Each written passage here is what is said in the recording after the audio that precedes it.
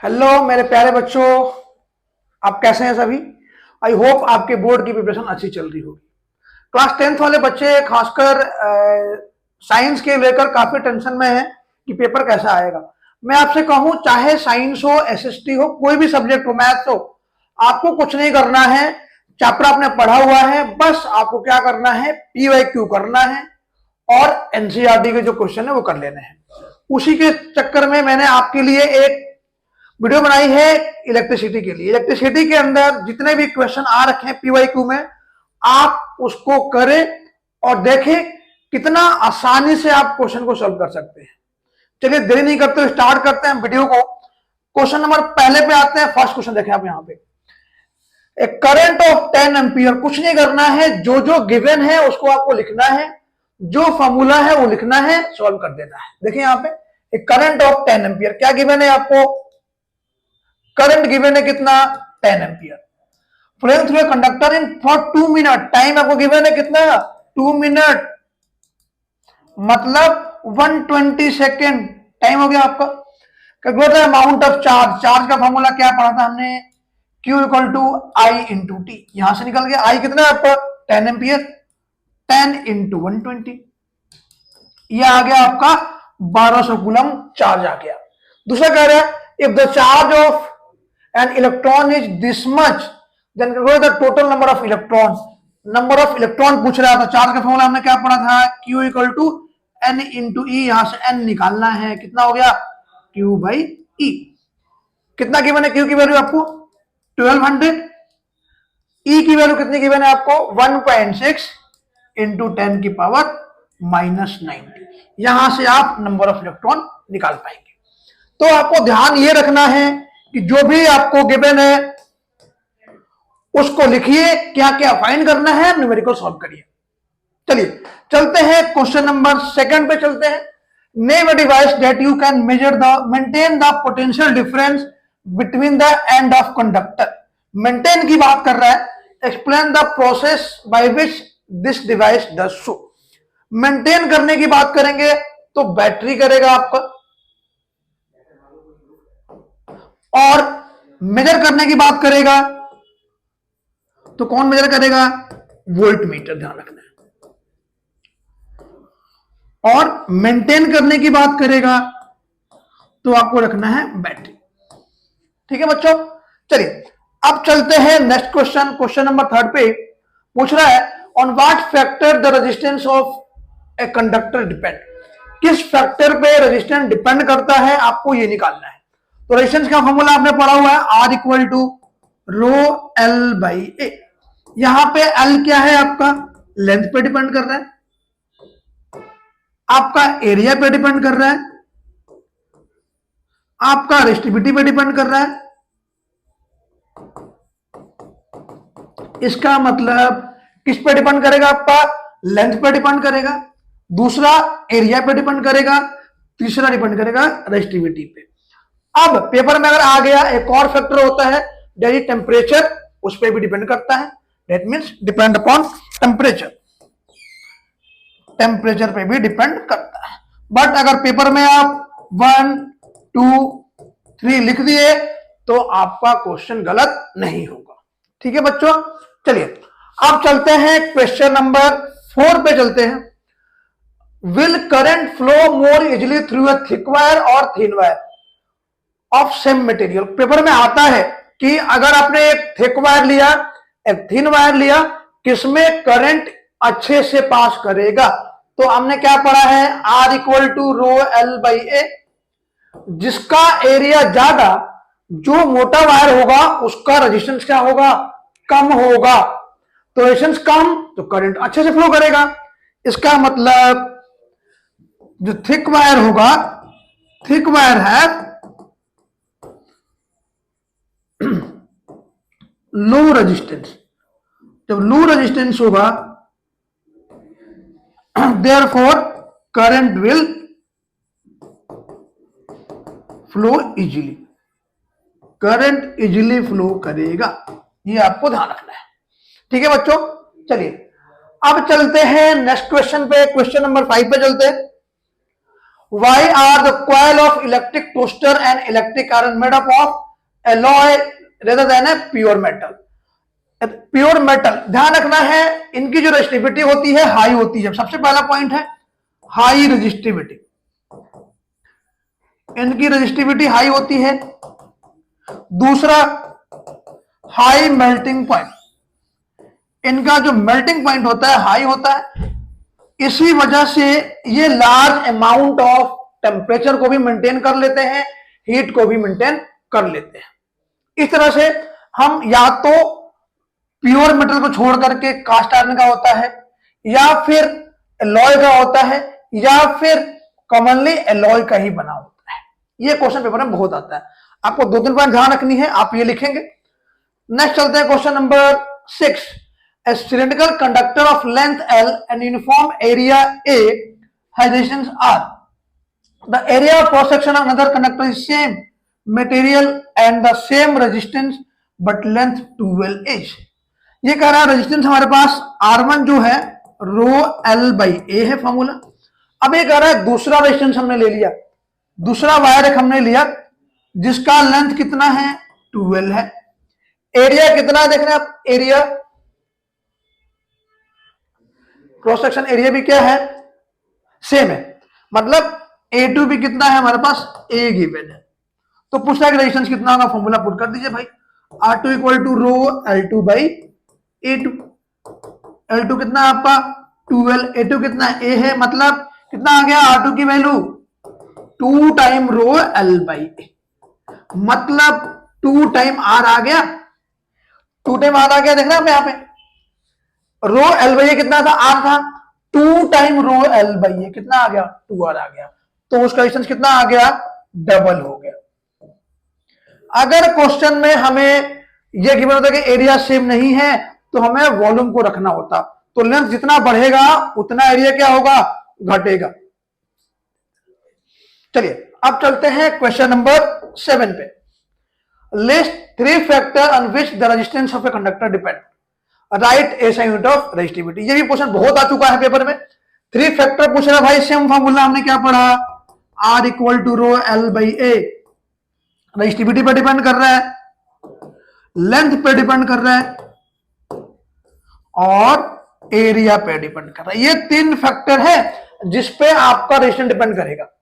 फिर पूछ रहा है कि रेजिस्टिविटी का एसआई यूनिट क्या है। एसआई यूनिट मतलब क्या होता है, फॉर्मूला याद देखें, रो की वैल्यू क्या आ गई RA अपॉन में L, R का हो गया ओम, एरिया का हो गया मीटर स्क्वायर अपॉन में मीटर, मीटर से मीटर कैंसिल, क्या बच गया ओम मीटर। रेजिस्टिविटी की एसआई यूनिट कितनी हो गई ओम मीटर। पेपर में ये भी काफी आता है।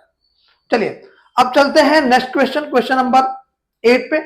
Calculate the resistance of a metal wire of length 2 metre, area this much and resistivity this much. Formula सीधा लगाना है, R equal to rho L by A। आपका रो कितना गिवन है 2.8 इंटू 10 की पावर माइनस 8। आपका लेंथ कितना गिवन है 2 मीटर, एरिया कितना गिवन है आपको 1.5 इंटू 10 की पावर 6 मीटर। आप पुट कीजिए फॉर्मूले में 2.8 इंटू 10 की power minus 8 into length 2 metre divide by area minus और 10 की पावर 6। यहां से आपका रेजिस्टेंस निकल जाएगा, फॉर्मूला पुट करना है, सीधा सीधा आपका रेजिस्टेंस निकल जाएगा। चलिए अब चलते हैं नेक्स्ट क्वेश्चन पे, क्वेश्चन नंबर 9 पे चलते हैं। List the factor on which resistance of conductor in shape of a wire depend. वही चीज हमने पढ़ा हमने, R equal to rho L by A। देखना बार बार रिपीट हो रहा क्वेश्चन ये वाला। फिर कह रहा why are metal good conductor of electricity. देखेंगे मेटल के अंदर मेटल की जो रेजिस्टिविटी होती है लो होती है, रेजिस्टिविटी लो होने की वजह से they are good conductor of electricity. फिर पूछा why are alloy commonly use for electrical heating device. मैंने बता दिया आपका high melting point and high resistivity. तो आपको ध्यान ये रखना है high resistivity and high melting point, ये दो पॉइंट बहुत इंपॉर्टेंट है, मैं बार बार बोल रहा हूं, ये क्वेश्चन हमेशा पेपर में रिपीट होते हैं। अगर आपने ये क्वेश्चन कर लिया तो यहां से क्वेश्चन आपके क्लियर है, हर साल पेपर में एक क्वेश्चन आपको मिलता ही मिलता है। अब चलते हैं नेक्स्ट क्वेश्चन पे, क्वेश्चन नंबर 10 पे चलते हैं। Calculate the resistivity of the material. Simple सा क्वेश्चन है, R equal to rho l by a. ये फॉर्मूला आप याद करेंगे, यहां से एक क्वेश्चन पक्का बनने वाला है। देखिए यहां पे क्या गिवन है आपको, लेंथ गिवन है 1 मीटर, रेडियस गिवन है और रेजिस्टिविटी गिवन है। लगा दीजिए आप फॉर्मूला। लेंथ में कितना गिवन है 1 मीटर, एरिया निकालना है, क्या होगा area pi r square. R की वैल्यू कितनी गिवन है आपको 0.1, ये क्या है सेंटीमीटर में चेंज करेंगे मीटर में, इसको कितना हो जाएगा आर की वैल्यू 0.01 इंटू 10 की पावर -2 मीटर। आप फॉर्मूले में पुट करिए, आपका रेजिस्टेंस निकल जाएगा। यहां पे देखिए आर गिवन है 20 ओम, तो यहां से रेजिस्टिविटी का फॉर्मूला हो गया R A divide by L. R कितना है, आर एच 20 ओम, 20 आपका एरिया यहां से निकल गया, पाई की वैल्यू कितनी 22/7 into r square means 0.01 into 10 की पावर -2 का whole square divide by length. Length कितना है आपका 1 मीटर। यहां से आप निकाल सकते हैं रेजिस्टिविटी। क्लियर सभी को। चलिए अब चलते हैं नेक्स्ट क्वेश्चन पे, क्वेश्चन नंबर 11 पे चलते हैं। The resistance of a wire H of 0.01 centimetre, radius H, इसका आपका रेडियस गिवन है और रेजिस्टेंस गिवन 10 ओम। पूछ रहा है कि रेजिस्टिविटी क्या है, इतना है तो लेंथ निकालिए। सिंपल सा फॉर्मूला दिख रहा है, आर हमें कितना गिवन है 10 ओम गिवन है, आपको एरिया गिवन है कितना पाई आर स्क्वायर, यहां से निकाल लीजिए पाई इंटू 0.01 इंटू 10 के पावर -2 का स्क्वायर, ये हो गया एरिया आपका। रेजिस्टिविटी गिवन है कितना 50 इंटू 10 की पावर -8 ओम मीटर। अब लेंथ निकालना है भाई, फॉर्मूला क्या है रो एल बाई ए। देखना यहां से एल की वैल्यू कितनी आ गई आर ए बाई रो। तो आप इजीली देख रहे हैं, केवल फॉर्मूला यूज कर रहे हैं, एक ही फॉर्मूला, वहां से सारे क्वेश्चन सॉल्व हो रहे हैं।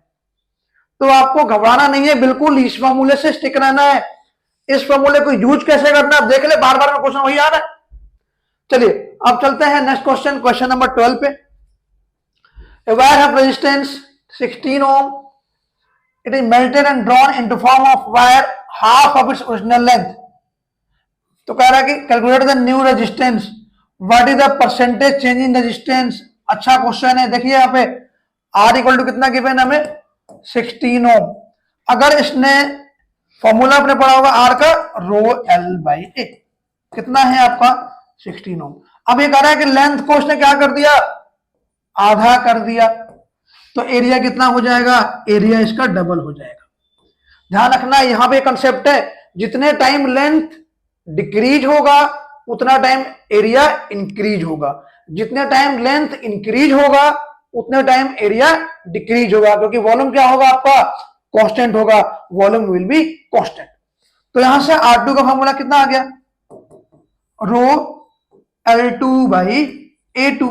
L2 कितना है L/2 और एरिया कितना है A/2, मतलब कितना आ गया 4 time rho L by A.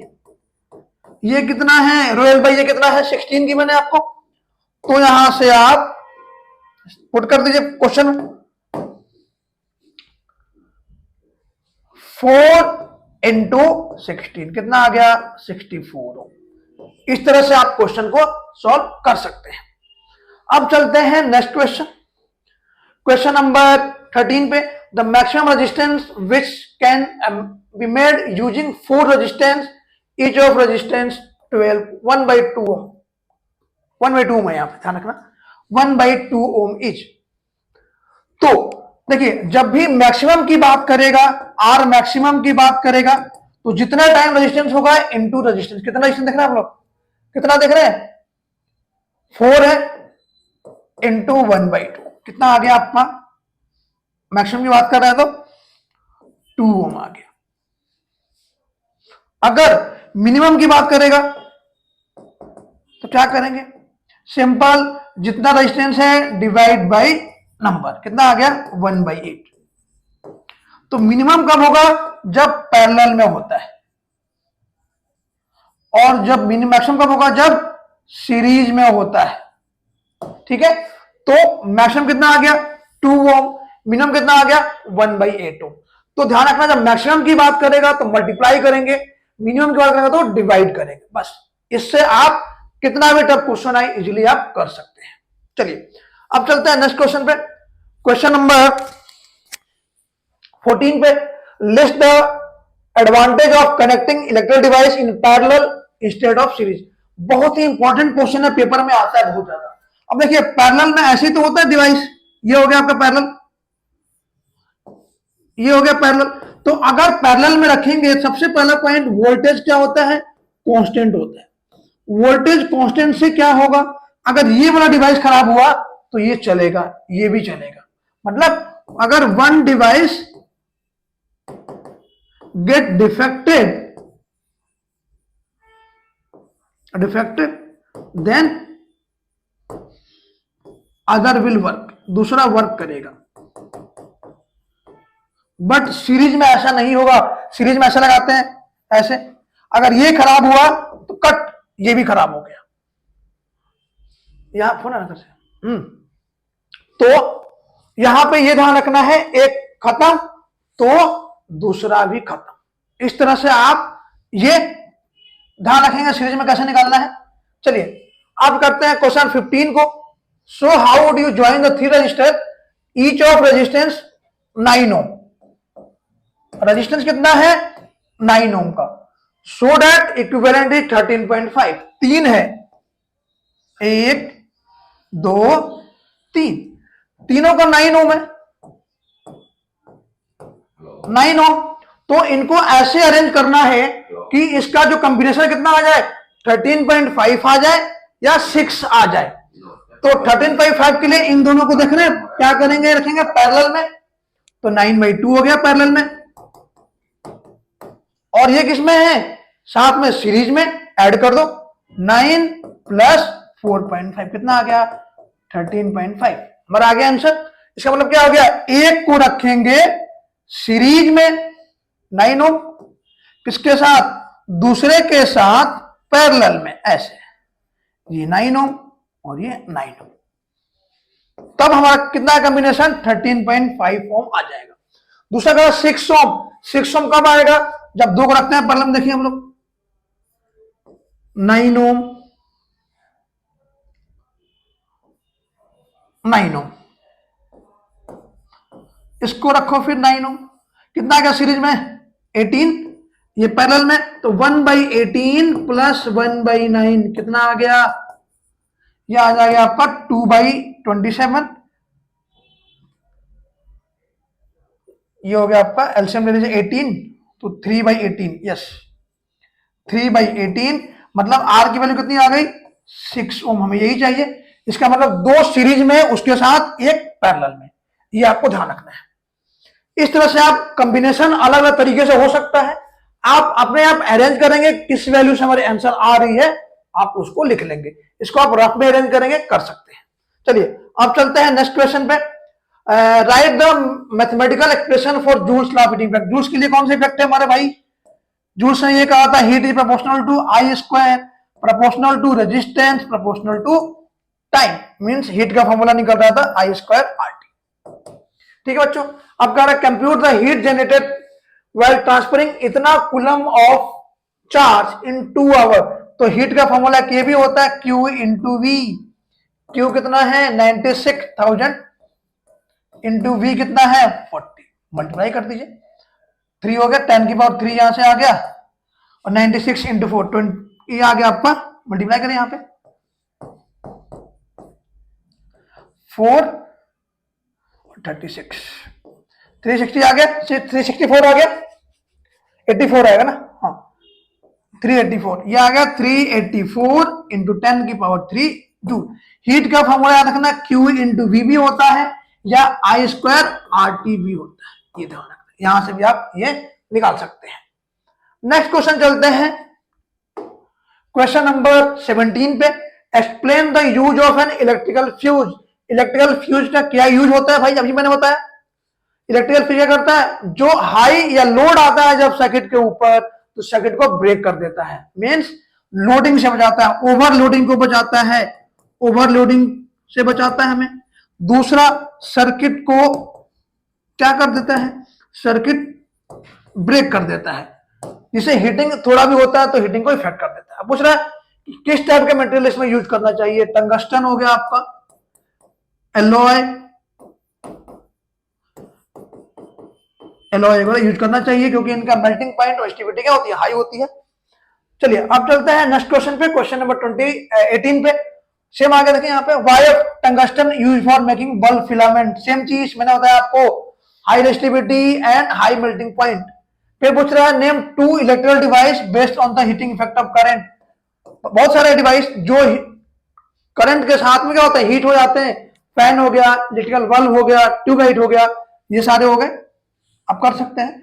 Next question है हमारा 19, what is heating effect of current. Same चीज मैंने कहा, list 2 electrical appliance which work on it, heater, geyser, ये सारे आप कर सकते हैं। फिर आपका हो गया इलेक्ट्रिकल फैन हो गया, बहुत सारे डिवाइसेस हैं जो हीटिंग इफेक्ट पे काम करते हैं। और हीटिंग इफेक्ट ऑफ करंट का फॉर्मूला क्या है, आई स्क्वायर आर टी।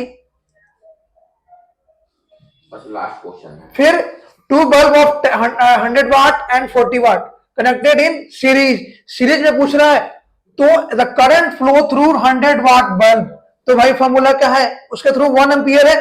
तो सीरीज में क्या होता है, करंट कांस्टेंट होता है, सीरीज के अंदर करंट कांस्टेंट। जब करंट कांस्टेंट है तो भाई इसमें भी करंट कितना आ जाएगा, 1 एम्पियर ही आ जाएगा। इस तरह से आप क्वेश्चन को सॉल्व कर सकते हैं। चलिए लास्ट क्वेश्चन हमारा, electrical iron of rating 750 watt and 250, power कितना गिवन है आपका 750 और वोल्टेज गिवन है 200 volt. Calculate the current, I पूछ रहा है भाई, P equal to V into I, यहां से निकाल लीजिए आई की वैल्यू, यहां से P अपन में V। फिर पूछ रहा है रेजिस्टेंस पूछ रहा है भाई, तो P equal to V square by R, यहां से रेजिस्टेंस निकाल दीजिए।